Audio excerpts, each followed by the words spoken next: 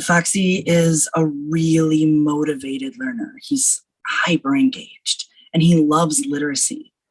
So for him, and numeracy he loves. So for him, it just takes an educator finding a point of interest or passion for him and then just building it out to embed instruction, right? It has to be very child-led. He also has extreme anxiety. He also has, significant communication disabilities. He can't necessarily follow an instruction or do something that he's being told to do, but he is super exploratory. He's super curious, right?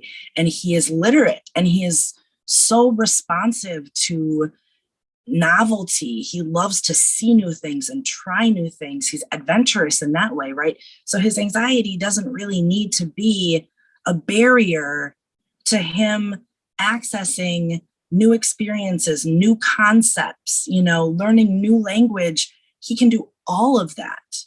He does do all of that.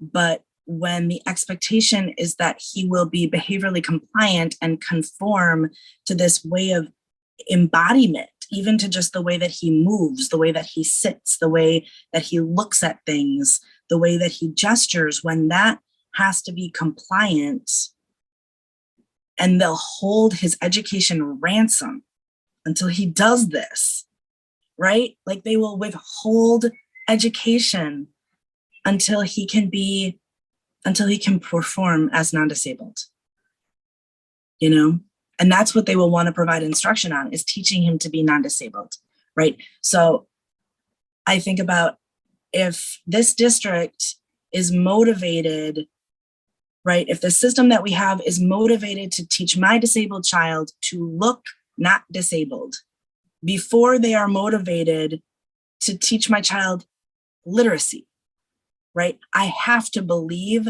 that there is baked in motivation to teach children of color to act towards white Eurocentric behavioral norms before there is motivation to teach children of color to read, right? Like I have to extrapolate that because we have this narrow standard of behavior that we would deem children who are teachable.